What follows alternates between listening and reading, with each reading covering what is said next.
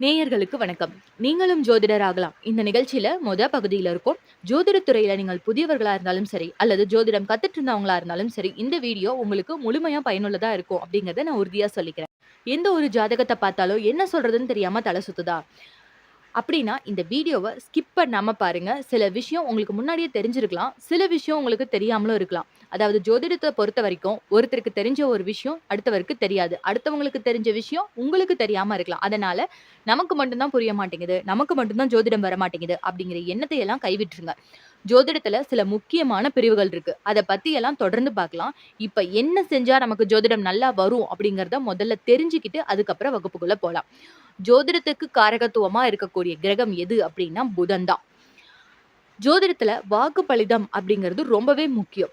ஒருத்தருக்கு வாக்குஸ்தானம் அப்படிங்கிறதும் சரி, தனஸ்தானம்ங்கிறதும் சரி, ரெண்டுமே லக்னத்துக்கு 2ஆம் பாவம் தான். ஜோதிடத்தோட ஆரம்ப நிலையில இருக்கிறவங்க பிள்ளையார வணங்கிட்டு ஆரம்பிக்கலாம். அடுத்ததா உங்க குலதெய்வத்தையோ அல்லது இஷ்ட தெய்வத்தையோ வணங்கிக்கலாம். அதாவது குலதெய்வம் தெரியாத பட்சத்துல இஷ்ட தெய்வத்தை நீங்க வணங்கிக்கலாம். ஜாதகம் பார்க்கும்போது உங்களுக்கு குழப்பம் வந்தா இந்த 2 பேத்துல யாரையாவது ஒருத்தரை நினைச்சுக்கிட்டு அவங்க மேல பாரத்தை போட்டுட்டு நீதான் எனக்கு வாக்குல அமர்ந்து சொல்லணும் அப்படிங்கிறத மனசுக்குள்ளேயே நீங்க நினைச்சுக்கிட்டு இப்ப நீங்க ஜாதகத்தை பார்த்தா உங்களுக்கு எல்லாமே தெளிவா புரியும். ஜோதிடத்துல காலதேச வர்த்தமானம் அப்படின்னு சொல்லிட்டு ஒரு ஃபார்முலா இருக்கு. அது என்ன அப்படிங்கிறத முதல்ல தெரிஞ்சுக்கோங்க. அதாவது ஒருத்தர் வசிக்கக்கூடிய சமூகம், தேசம், இது சார்ந்த கால மாற்றம், இதுக்கு உட்பட்டு தான் நாம பலன்கள் சொல்லணும். மற்ற துறையிலலாம் R&D அப்படிங்கிற ஒரு விஷயம் அதிகமாவே இருக்கு. அதாவது R&D அப்படிங்கிறது ரிசர்ச் அண்ட் டெவலப்மெண்ட். மற்ற துறையில ஒப்பிடும்போது ஜாதக துறையில கொஞ்சம் கம்மி தான். இதுதான் பாஷையில காலதேச வர்த்தமானம் அல்லது R&D அப்படின்னு நம்ம முன்னோர்கள் சொல்லி வச்சிருக்காங்க. இன்னைக்கு வகுப்புல எப்ப ஒரு ஜாதகருக்கு பணம் அதிகமா வரும் அப்படிங்கிறத பார்க்கலாம். இதை நீங்களும் தெரிஞ்சுக்கிட்டு உங்களுக்கு வரக்கூடிய வாடிக்கையாளர்களுக்கும் சொல்லுங்க. எந்த ஒரு ஜாதகமா இருந்தாலும் சரி, அவங்க லக்னத்துக்கு 2ஆம் பாவத்துல இன்னைக்கு என்ன கிரகம் கோச்சாரத்துல சஞ்சரிக்குது அப்படிங்கிறத பாருங்க. அந்த கிரகத்தோட நட்சத்திரத்துல சந்திரன் பயணிக்கிற காலகட்டத்துல அவங்களுக்கு உபரியான வருமானம் கிடைக்கும். அந்த கிரகம் செவ்வாய் அப்படின்னா சகோதரர்கள் வழியில அவருக்கு வருமானம் கிடைக்கும். சந்திரன்னா அம்மா வழியில கிடைக்கும். செவ்வாய் அப்படின்னா சூரியன் அப்படின்னா அப்பா வழியில கிடைக்கும். சுக்கிரன் அப்படின்னா மனைவி வழியில அவருக்கு வருமானம் கிடைக்கும். குரு அப்படின்னா ஜாதகருடைய சொந்த முயற்சியில அவருக்கு வருமானம் கிடைக்க அதிகப்படியான வாய்ப்புகள் இருக்கு. இப்படி சில விஷயத்த நீங்க தெரிஞ்சு வச்சுக்கலாம். ஜோதிடத்துல ஜாதகருடைய கொடுப்பனை என்ன நடக்கும், எப்ப நடக்கும் எல்லாத்தையுமே ஜோதிடரால கணிக்க முடியும். அது ஒரு கைத்தேர்ந்த ஜோதிடர்களால நிச்சயமா சொல்ல முடியும்.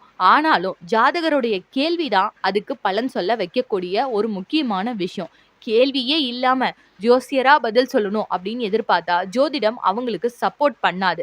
அதுக்கு அவங்க குறி சொல்றவங்க கிட்ட தான் போயிருக்கணும். ஜோதிடர்கிட்ட நமக்கு தப்பா வந்துடுறாங்க. எந்த ஒரு ஜாதகமா இருந்தாலும் சரி, கடன் பிரச்சனை தீர மைத்ரேயி முகூர்த்தத்தை நீங்க பயன்படுத்திக்கலாம். அதாவது அஸ்வினி நட்சத்திர நாள்ல மேஷ லக்னத்துல அமைஞ்ச அந்த 2 மணி நேரத்துல கடனோட அசல் தொகையிலிருந்து ஒரு சிறு பகுதியை எடுத்து தோரண கணபதியை வேண்டி அதை தனியா எடுத்து வச்சுட்டு அந்த பணத்தை கடன் கொடுக்க வேண்டியவங்க கிட்ட திருப்பி கொடுத்தீங்க அப்படின்னா கண்டிப்பா அந்த கடன் சீக்கிரமாவே நீங்க அடைச்சிடலாம். அதே விஷயத்த அனுஷ நட்சத்திரம் வரும் நாட்கள்லையும் அனுஷ நட்சத்திரம் வரக்கூடிய நாள்ல விருச்சிக லக்கணம் இருக்கக்கூடிய நேரத்திலையும் நீங்க செய்யலாம்.